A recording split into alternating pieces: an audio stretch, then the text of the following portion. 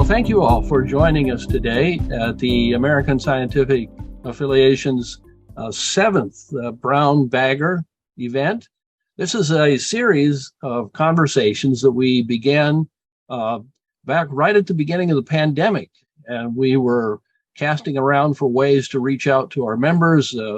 Randy Isaac started the Diving Deeper series, a monthly series on focused on articles, scholarly articles in perspectives.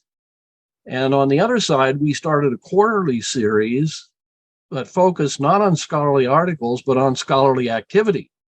And so the Brown Baggers, as they have emerged in our thinking and our experience, have been a series of what you might call applied sciences. So we've had expertise from people in research science. Audrey Bowen brought us research on skin cancer and light treatments. Very interesting stuff. We've had James Shirley talking about counting stem cells and the technology behind that. We had Annabelle Pratt on the resilience of the electrical energy grid. And in the United States, coming out of the National Energy Research Labs in Colorado, we had a talk on racism, asymptomatic racism. Frank Robertson gave us that talk, a very interesting talk early on. And Aaron Smith has talked with us on research psychology. All of these applied. And then Mark Strand just recently did one on public health. He's working on public health there with the state government commission, the Governor's Commission on Public Health. So all of these are applied kinds of sciences. And today we have the privilege of having Alynne MacLean with us. Alynne, welcome to the ASA Brown Baggers. Thank you. We're so pleased to have you with us. And some of you may have heard Alynne's workshop back in with the ASA at Gordon College back in 2018, I think it was, that she gave a workshop there. And we'll ask her about some of those. Alynne has a background, first as an undergraduate degree in chemistry, and I believe that was from Gordon College. Is that correct? Yes. That's right. Okay. And then you went on for your Ph.D., which is really interesting areas of analytical biochemistry, I think you said, and in an area that had opened up then a career in industry to start with, and that led you to this place where some decades ago, back in about 2001, you founded this nonprofit organization, Science with a Mission Incorporated. And SMI has been steadily growing. I think your organization has gotten to be a $100,000 a year operation. And we want to talk and listen to you talk about that and what your passion is. And so, Alynne, if you would introduce us to your work, we'll take about 20, 25 minutes as you talk to us. And when we're done with that, then we'll come back with our question and answer time. And I'll give you all folks some instructions to participate when we come back. Vicki has posted in the chat function the website to Science with a Mission. So be sure you can connect there and get more information. But Alynne, before you start, I think I first heard your name, not at Gordon College, but when I opened up the pages of Christianity Today. And there I saw a series of 10 Christian women in the sciences who are having an impact and an influence nationally and internationally. And Christianity Today assembled all of those in a special issue. And it was a special series. And here's this nice piece of artwork, Alynne, on this article with your work in biochemistry and biotechnology. And so we're so happy to have you with us today and to hear your story.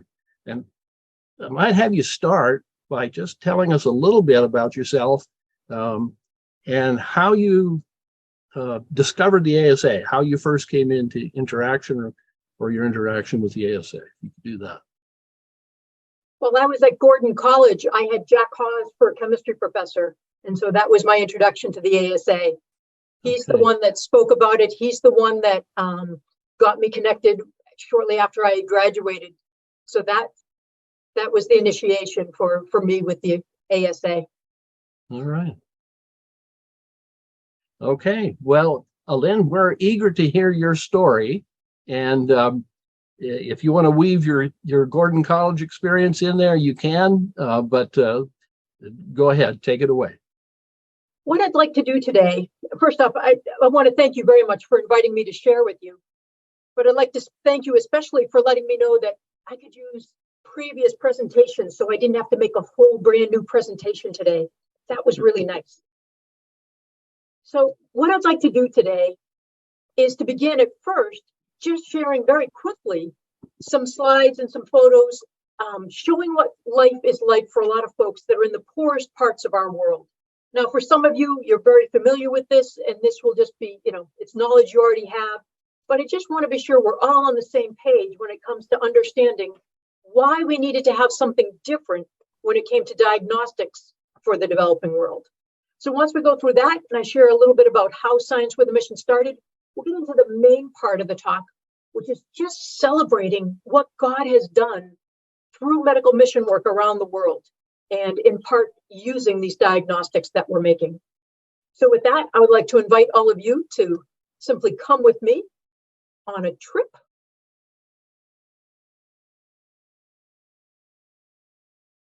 There we go. And specifically, the photos I'm going to be showing you right now are all coming from the Democratic Republic of Congo in the northwest corner, but conditions like this exist all over the developing world. So you've got to imagine, if this is where you're coming from, that this could be your home. You see, there's no wires going in, no electricity. So picture whatever, happened to you first thing this morning. Maybe your alarm clock went off, you turned on the light so you could be sure you were wearing the same color socks. You go into the kitchen, open the refrigerator to get out the OJ. None of that is happening if you don't have electricity. So your world is very different if you don't have electricity. There are no wires coming into this house, so you don't have a landline.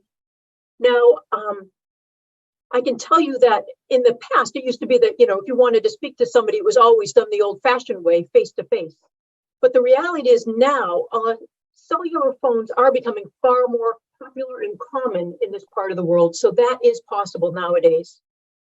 You also can see that there are no cars in any driveway. You don't even see any roads or things in this picture here. And that's the case as well. A lot of people will walk wherever they go. Now, there are some folks that own bicycles. There are some folks that will have a motorcycle or a car. But sometimes that doesn't even help because the roads at times are in such bad repair. Now, I happen to live in Massachusetts, and in New England, we have 4 very distinct seasons. In much of the developing world, it's hot always.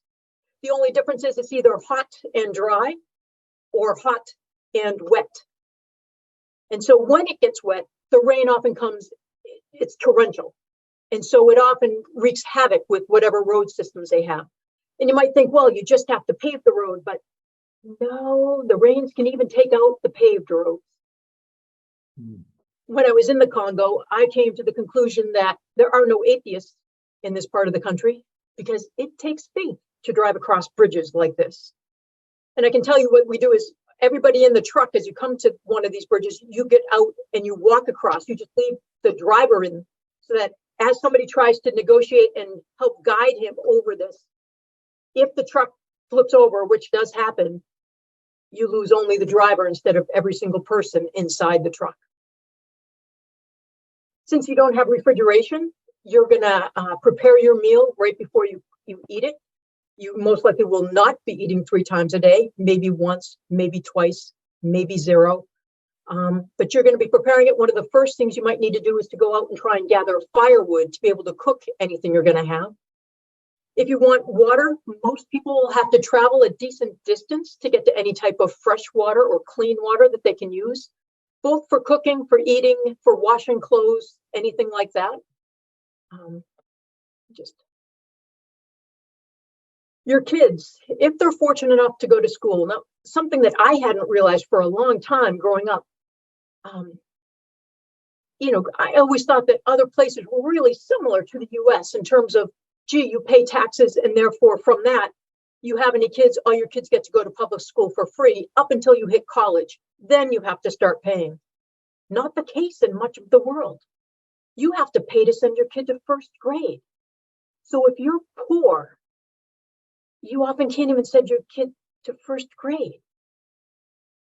Now, can you imagine if you've got, say, 3 kids in your family and you've got some money, but not enough to send all 3 to school?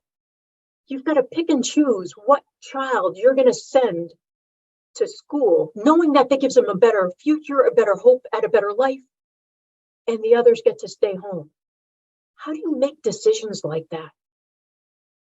So if this is your reality, if this is your world, if this is where you live, what are your options if either you or one of your kids becomes sick? Now, hospitals do exist in the developing world. They're very few and far between. They're mainly in large cities.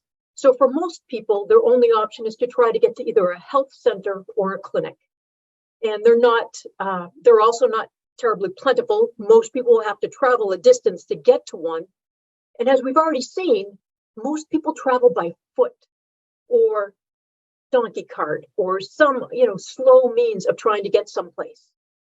Now, the good news is once you get to a place, you often have very well-trained, knowledgeable doctors and or nurses.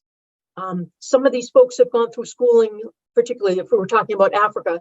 Some have been schooled in Africa. Many travel over to Europe and then get trained there and come back to their home continent to serve their people again. And so they're very knowledgeable. But sometimes they just don't have the resources they need. One of the issues that used to be a big problem had to do with medicine. They just didn't have enough medicine to give people for different diseases. Gratefully, a lot of this is changing in much of the world. People often have good, viable medicine, much of it being donated from pharmaceutical companies in the US and Europe. And so they've got medicine. And this is what gave rise to a new problem that they challenge that they faced, and that had to do with trying to figure out who needs which medicine. And in general, most doctors were forced to do what's called a clinical diagnosis. And by that, we simply mean that they took a look at you, asked you how you were feeling, and tried to discern what disease you had to try and then figure out which medicine to give you to help you get better. Now, don't get me wrong. This is a perfectly legitimate way to diagnose people. But it's often ineffective. It won't help out. It won't work 100% of the time. For instance, there are some diseases, like I give the example of malaria, typhoid, and dengue, all of which have the same initial symptoms, high fever, body aches. But they're treated very differently. One is parasitic, one is viral, and one is bacterial. So you're going to treat each of these diseases differently. So you really have to know which one it is if you're going to get an effective treatment. I actually have a very good friend who lives in the Congo, and she was traveling with her husband and other people from the church into a different region. She became ill. Hey, she lives in sub-Saharan Africa. They very easily assumed you've got malaria. They started giving her different quinine derivatives. It wasn't working. She got so ill that she actually lost consciousness. She was in a small hospital in a certain place, and they had her hooked up to an IV quinine solution, trying to help her out. They figured that she probably only had about a day left to live. But there was a mission aviation fellowship plane that was going to be headed from that region back down to the capital city, Kinshasa. And so they drew some blood, sent the sample back with that plane back to the capital city, had it brought to the hospital. They analyzed it, determined she actually had typhoid. They used a satellite phone, called up to this region, let the hospital know. They actually had the antibiotics she needed right there. While she's wasting away and getting close to death, the medicine she needed was right there. So as soon as they learned, they started that, and within 3 days, she was released from the hospital. So this is one of the big reasons why we need diagnostics, and we need appropriate diagnostics for this region. Sometimes the wrong medicine simply doesn't help you. Sometimes it can actually be hurtful to you. And then in many situations, it also just increases drug resistance, making it less effective for those that are going to need that medicine in the future. Every now and then, it just doesn't want me to advance the screen. There we go. So if we want diagnostics to use in this part of the world, I just drew up a little wish list. We're going to dream here. What would we like these diagnostics, what attributes would we like these diagnostics to have?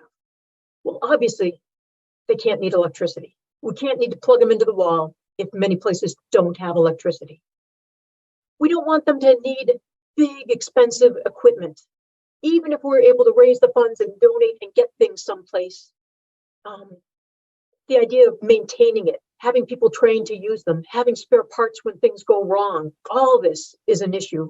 So we'd prefer just to not even need that stuff. We'd like to have you not even need specialized training.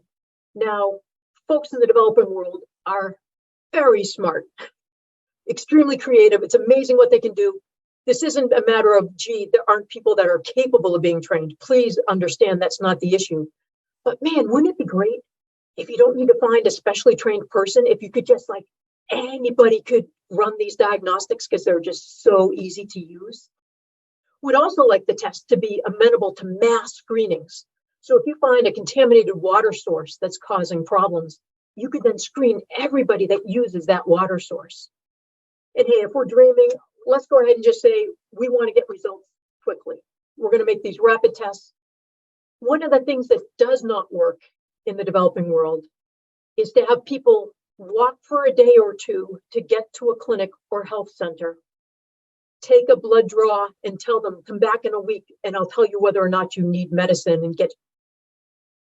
They've just traveled, sometimes carrying in their arms their sick family member.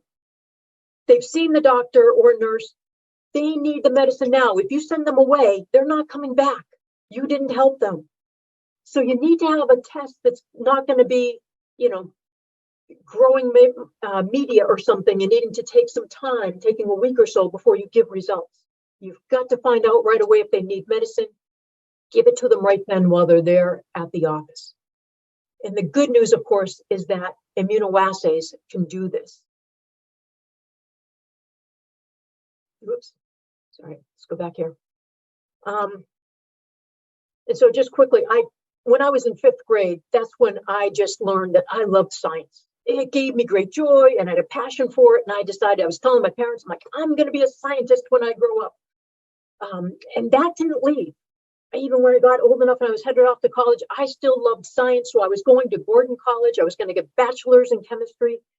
And while I was there, it was in between my sophomore and junior years that I went on my first ever mission trip to Central America. And I was overwhelmed. I mean, kids growing up nowadays, they often can see on TV what conditions are like in the developing world. That wasn't the case when I was a kid. I didn't realize what so many people in this world, what their lives were like and what they lived with. And man, my heart was touched. I wanted to help these people. I loved these people. And so I prayed to God, asking him, because heck, I had always planned on going on and getting a Ph.D. in chemistry. And I couldn't figure out how me getting a Ph.D. in chemistry was ever going to help these people in the poorest parts of the world. So I just prayed and I asked God not to let me forget what I was feeling, this overwhelming desire to help these folks. And he honored that request. Years later, when I was back at Gordon and was graduating, I had to think through what I was doing next. And I thought, okay, well, I'm being dumb here. I'm a Christian. I want to help people in the developing world.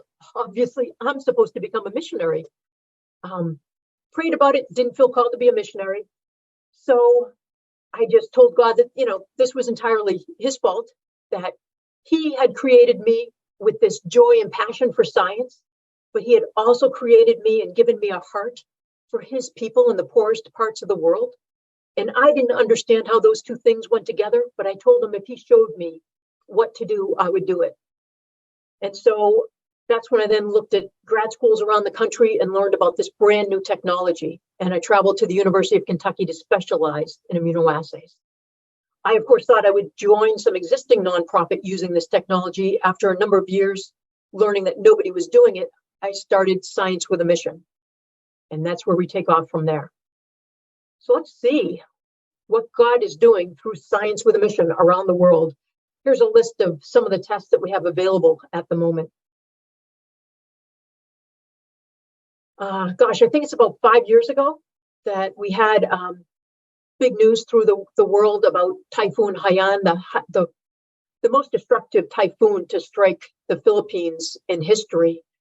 And I have a number of friends, both who are Filipinos that live there, as well as Americans that serve in the Philippines, and was trying to get reconnected with them, see how they were doing, and was shocked when we finally connected and they're telling me about Typhoon Yolanda.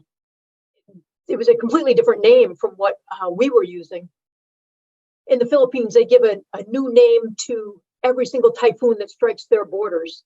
And what they do is they start at the letter A at the beginning of the year and they work their way through the alphabet. So this typhoon that we were hearing about in the national news was actually the 25th typhoon to hit the Philippines just that year. Flooding is a huge issue in the Philippines. One of the advantages of our diagnostics are that they don't need electricity. So when you've had a natural disaster, like the earthquake in 2010 in Haiti, or typhoons in the Philippines, our diagnostics are still usable. Walter wrote to me and told me that he didn't believe our tests worked. This was a number of years ago. He said, but he was going to buy some of my tests and he was going to use them side by side with microscopy. These were tests for malaria. And the traditional way to diagnose malaria is using a microscope and making thick and thin film smears on slides. And so he did that. He bought the test. He went to Guinea. He came back from his trip and he wrote to me and said, they worked. They agreed 100% with the microscope. He was shocked. I wasn't shocked.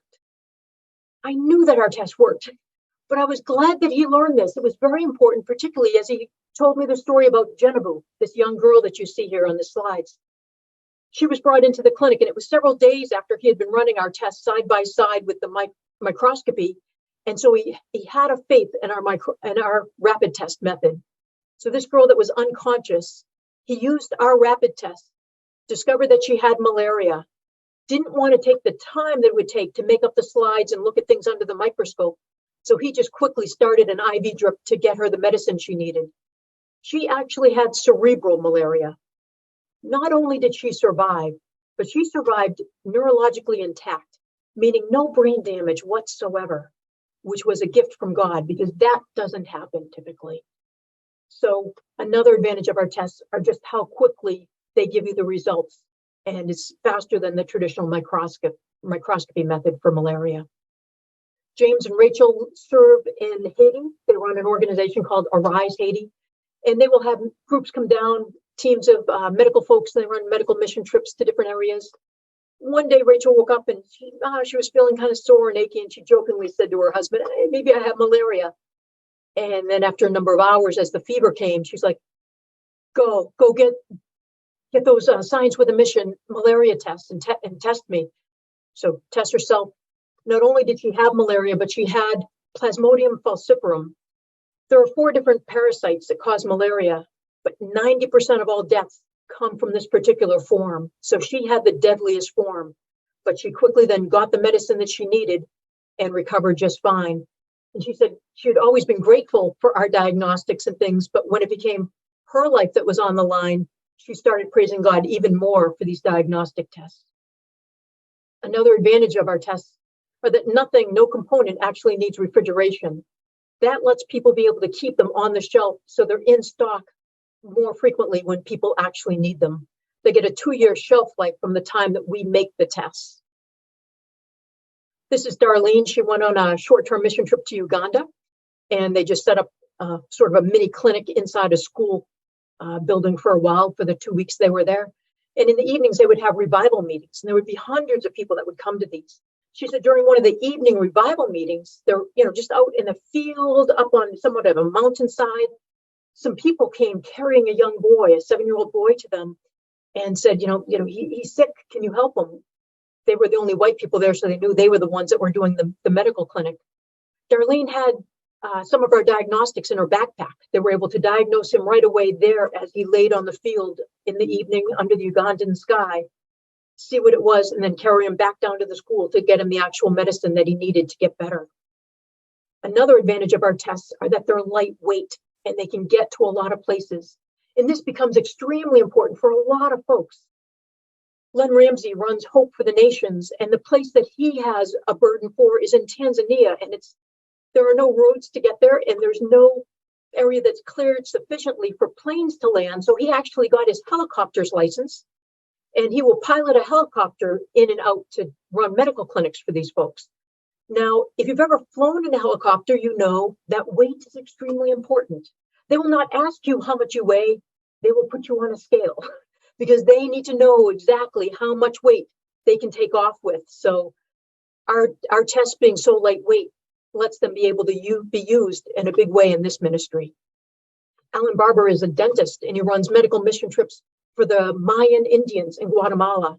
And the access that he has to get to these remote villages are waterways. And so he has a little boat where all of the people, all of the medical folks, and all of their supplies are on this boat. And so they only have a limited amount of space.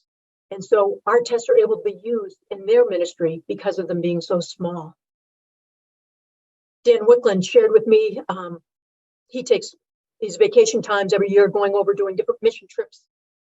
He shared with me when he was able to be in what they do believe is the first ever medical clinic for the Yolunka tribe in Guinea in West Africa. And he will take our tests to the most remote areas that he can find every year that he takes his vacation time and these mission trips.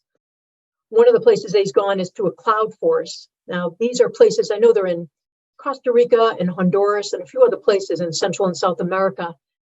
If you picture a mountain and you get up really high and you feel like you're in the clouds and it's just always humid and there's just a certain mist around, you might be in what's called a cloud forest. It's so difficult to be up there and to live in this humid area that it's usually the poorest and the least desirable people groups that end up living here. And if you're going to try and serve them medically, and you have to carry everything up to the top of this mountain, that's when you really need to have lightweight diagnostics. A few years ago, I had the opportunity to travel to CFAT, which is in Alabama. This is Servants in Faith and Technology, where they bring in folks, leaders from around the world, and they have different people come in and speak to them about different technologies and things that might be of help to them when they return to their home countries. I specifically just want to tell you about Irene. She's a nurse from Ghana here on the left side of the screen. Her dream was to eventually be able to have, a van or something that she could use as a mobile medical clinic in her home country of Ghana. And it was just a dream. She didn't have it. She didn't know it was going to happen. But I can tell you that about 7 years after I met her, I received a request for diagnostics, and I was shipping it to people in Kentucky, but they said it was going to be sent over to this nurse, Irene, in Ghana. And I was like, hey, by any chance, is this nurse Irene, was she in Alabama back in 2007? It's my Irene. She actually got a van, and she has a mobile medical clinic now. And every now and then, her children that live in the U.S. are able to buy tests and get them over to her to use in her clinic. And I met with a variety of folks at my time at CFAT there. One situation came up with folks from Nurses for the Nations. They were going to be headed over to India, and they had this incredible opportunity to get some children in orphanages screened for HIV.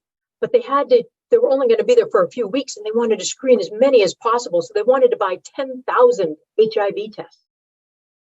First off, I have great volunteers because I just called them up and we put in double shifts and late nights, and we always work weekends, but they were just great. They were so excited about the possibility of getting 10,000 tests out all in one big shipment to screen all these kids.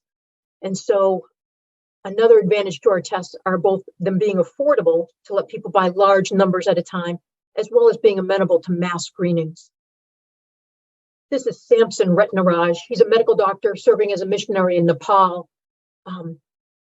When you're in the foothills of the Himalayan mountains, if you have to walk far to get to a clinic, it's not just the distance, but you're climbing up the Himalayan mountains. I mean, it's hard. Oftentimes people wait too long. They're too sick by the time they decide they need to see a doctor. So then they can't even make the walk, and their relatives can't carry them. So he thought, there are some diseases you can get, like malaria. You don't need to see a doctor.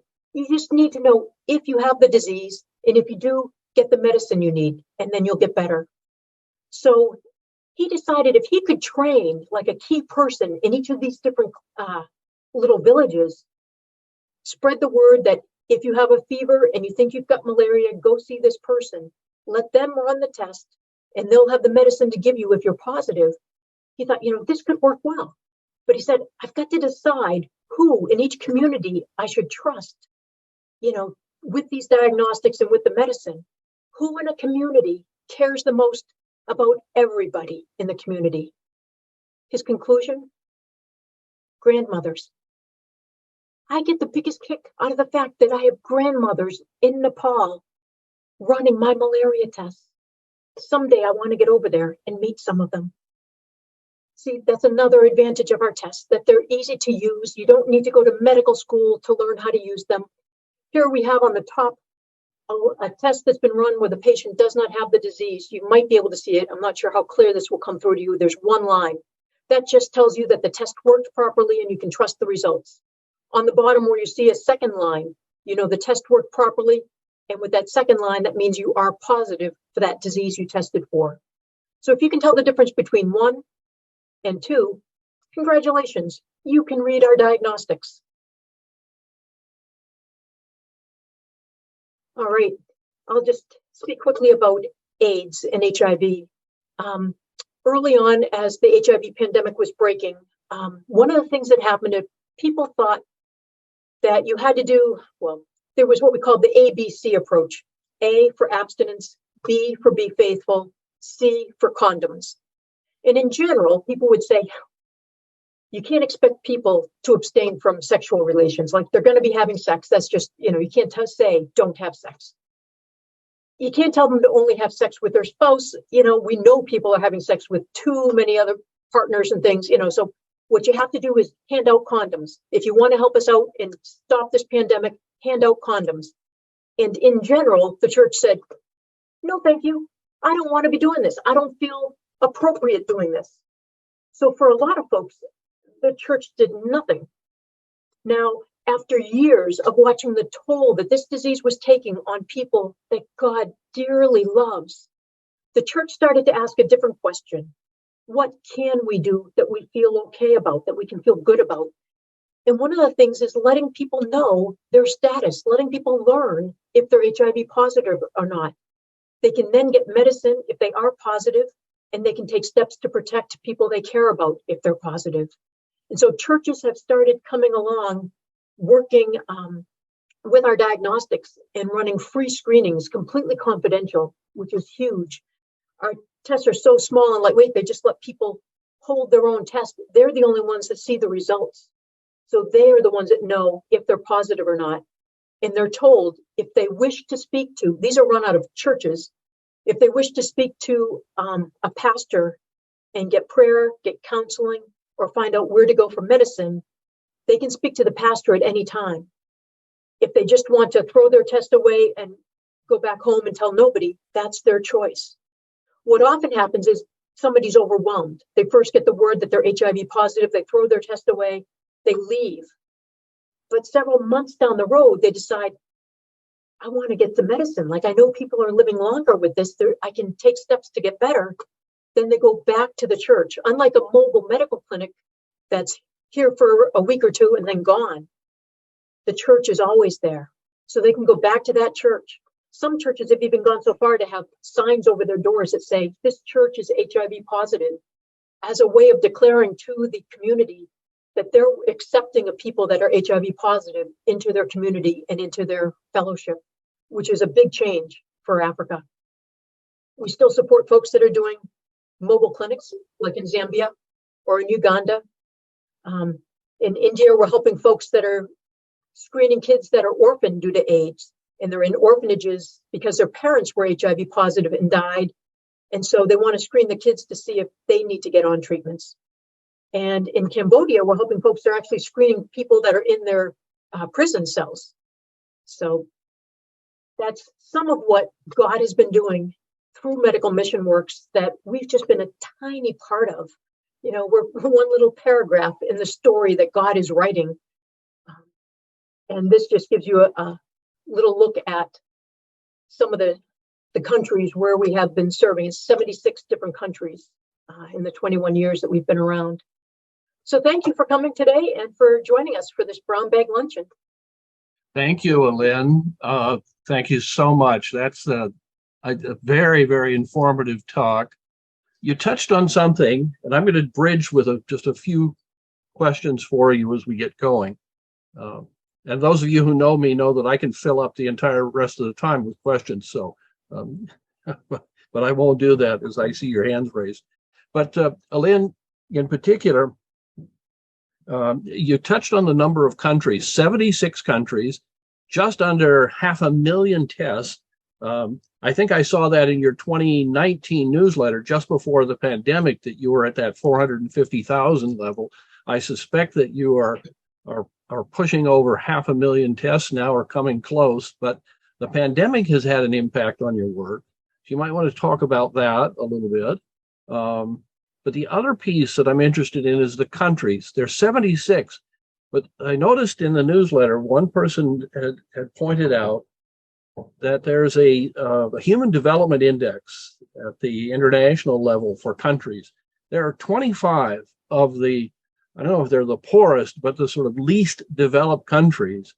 And I think that 21 of those 25 countries you've been able to have partners with. Could you talk to us just briefly about how you pick those countries, how you pick partners? All right.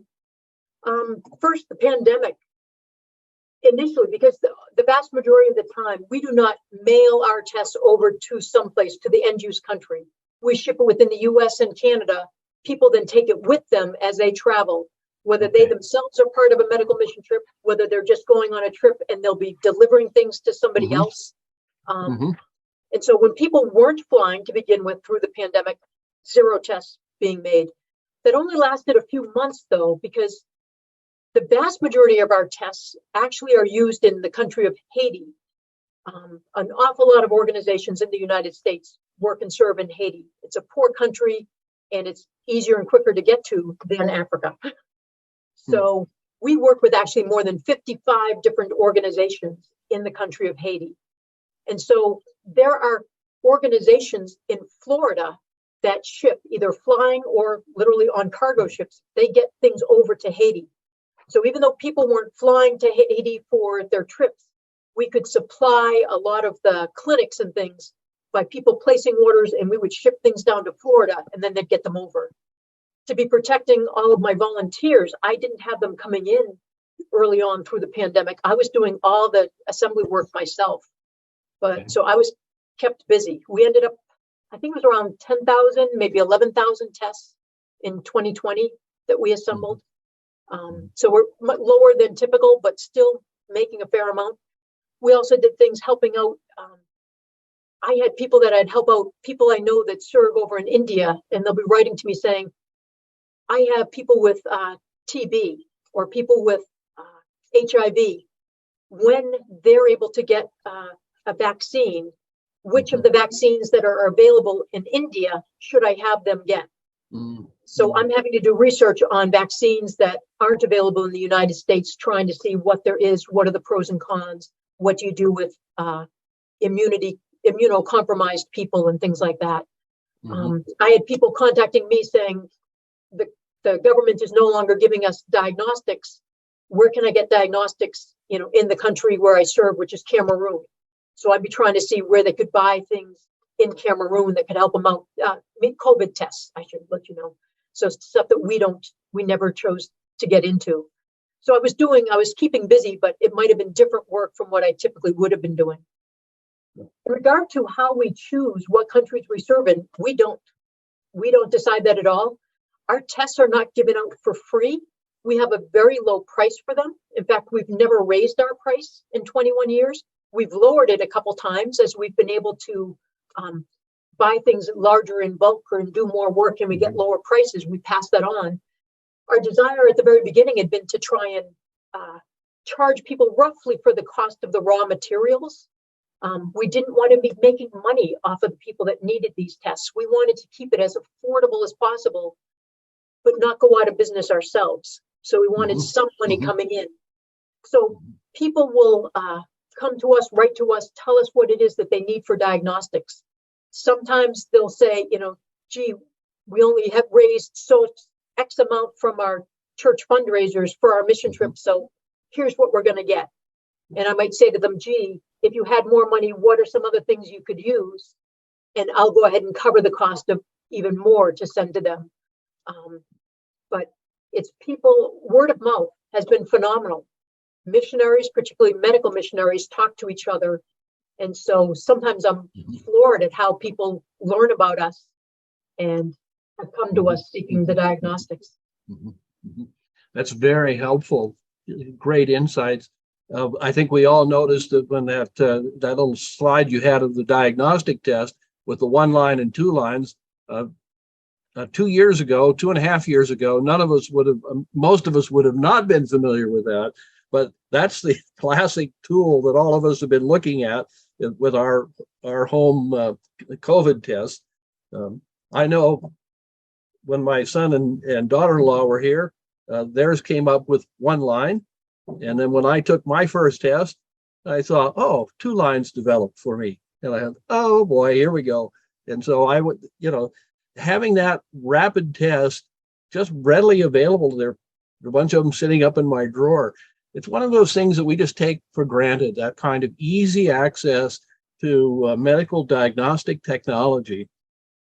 And your story here has really helped us bridge that gap in a very practical way of understanding, how can we make sure that the least of these, the folks that really have the need, are being served in various ways. So I'm going to turn to some other questions. I have some more for you, but Jim, I think I saw your hand raised earlier. Can you unmute yourself and go ahead and ask a question? Thank you. I'm a retired general surgeon from Papua New Guinea from a mission hospital.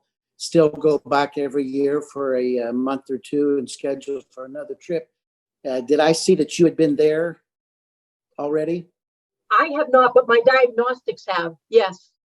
Can you go back to the slide where you listed all the different tests you have developed at your organization? I wanted to write those down, but I didn't get them quick enough. There you go. I'm sorry. Thank you.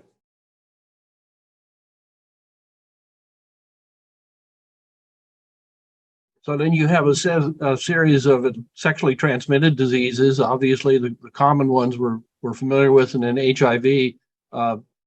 Your story there of what the churches are able to do is an insightful one. It's a positive and helpful, move in a direction. This opens up something, seems to me, to be relatively new in our thinking. Maybe you want to say a little bit more about missionaries today. What do missionaries do? Because we don't often think of missions work. Obviously, we do with medical, but I think you have an entire list of things, because you do more than just testing. I see in your newsletters that there are other things that you've been engaged in. Can you just expand on what missionaries do?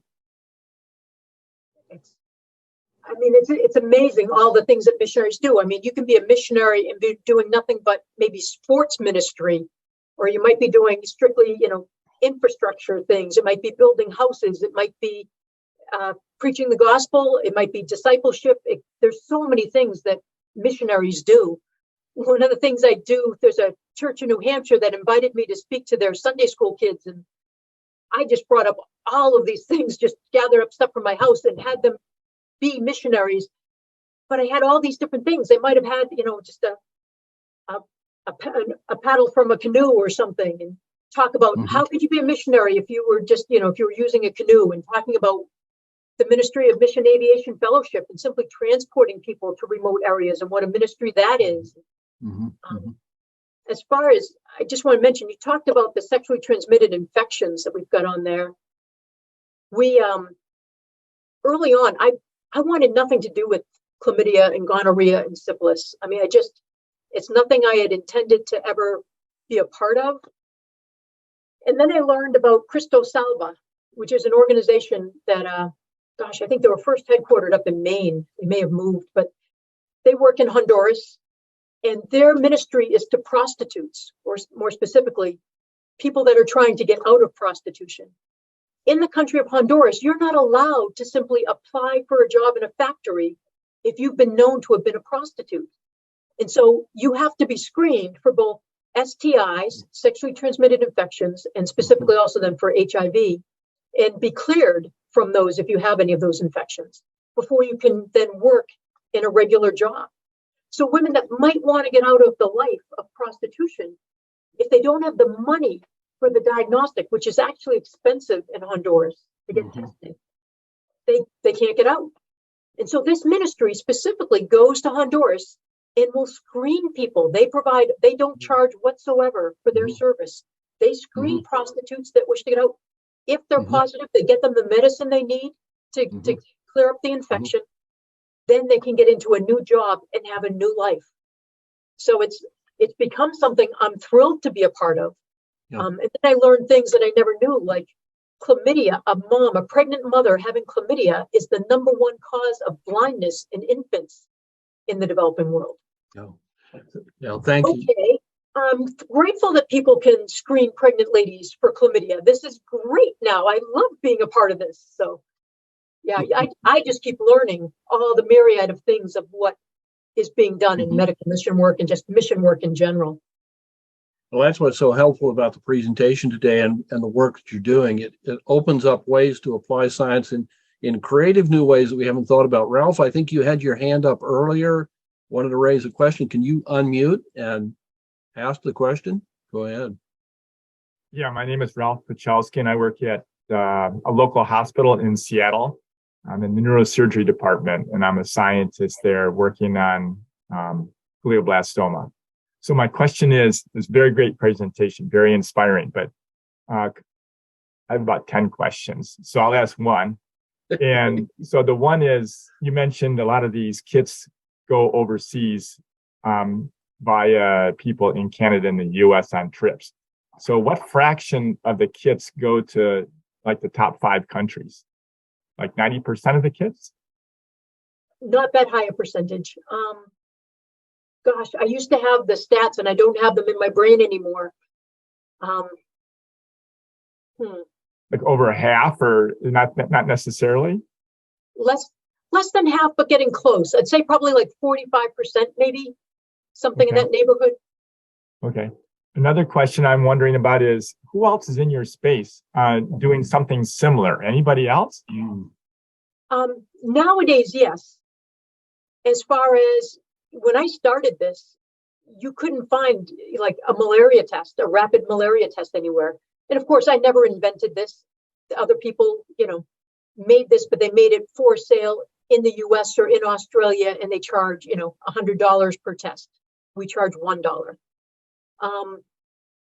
But now there's getting to be more, especially when you've got so many manufacturers of rapid tests coming out of China and Mexico.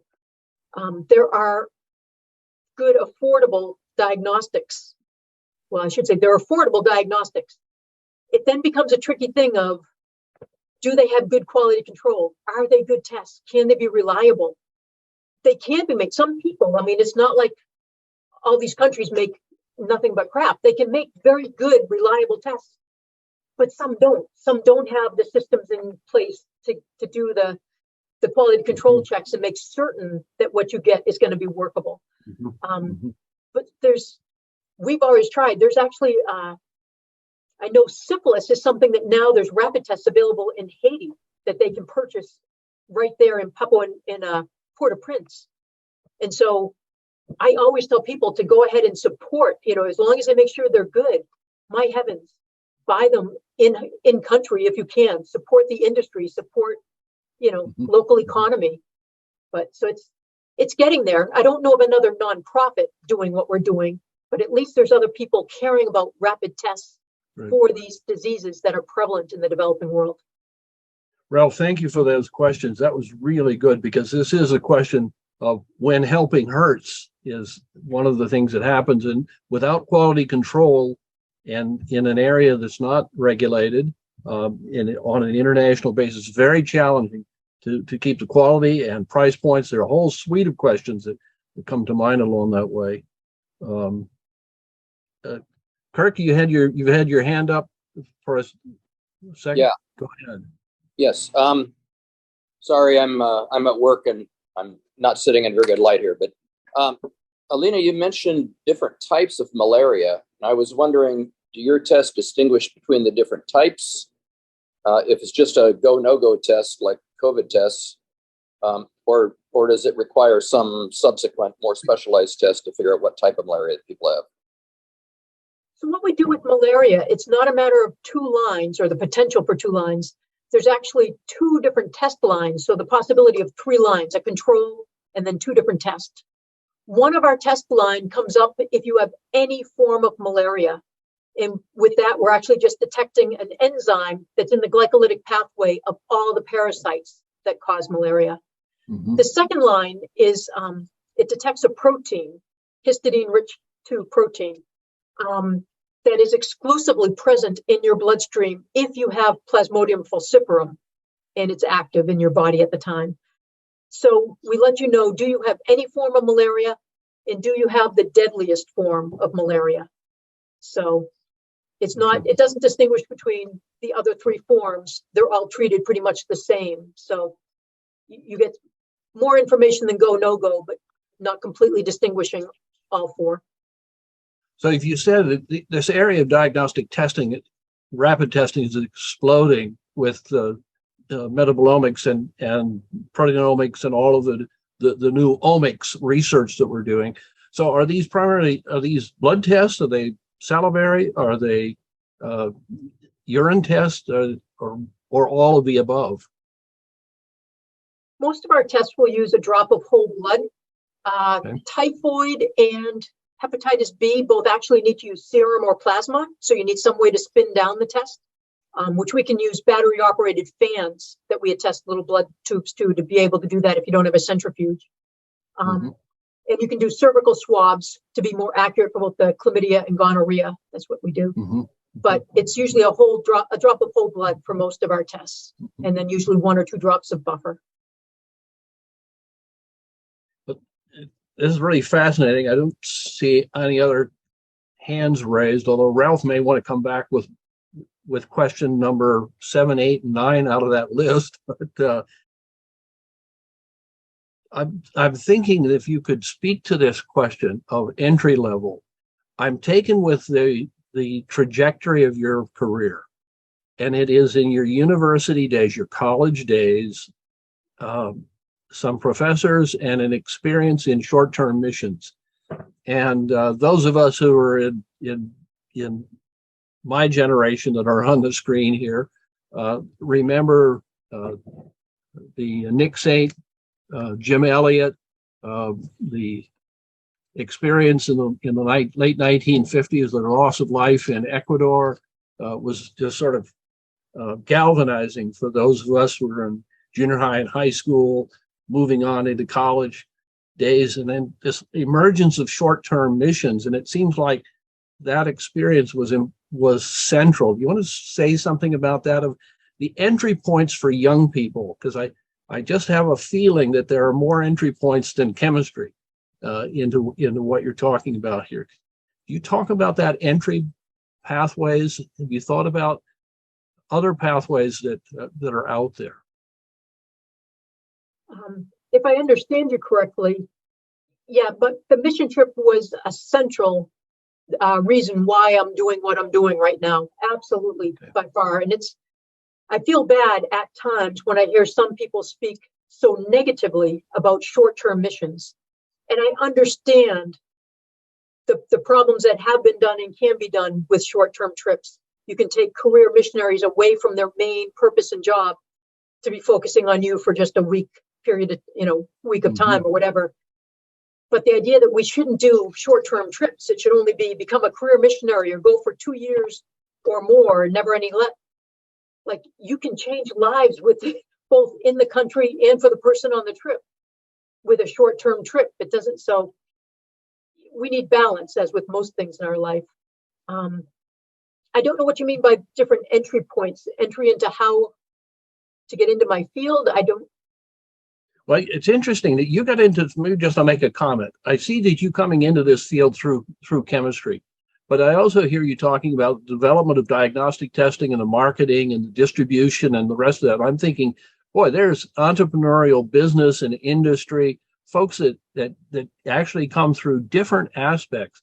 So when we think about science, we're always thinking about bench science, right, or field research or discovery sides.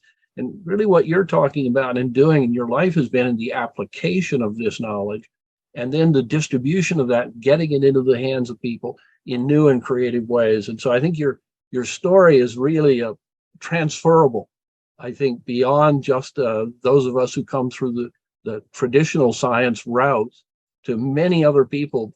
You sense that God's calling and gifting people, to do the kinds of things you're doing. Because I guess I wanted to come back to another question about climate change. You mentioned it in passing early on. In the Philippines, you're talking about the typhoons coming through and being named. How is climate change impacting the need for diagnostic work?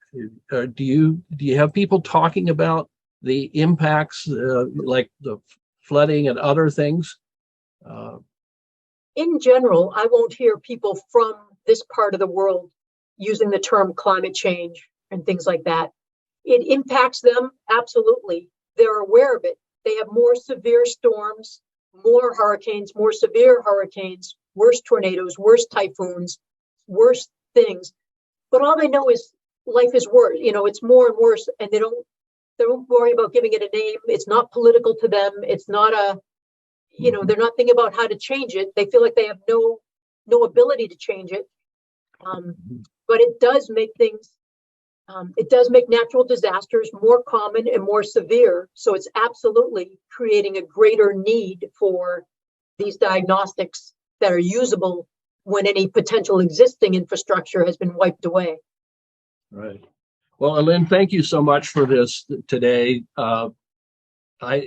We've been at this for an hour, and we try and hold these to an hour framework.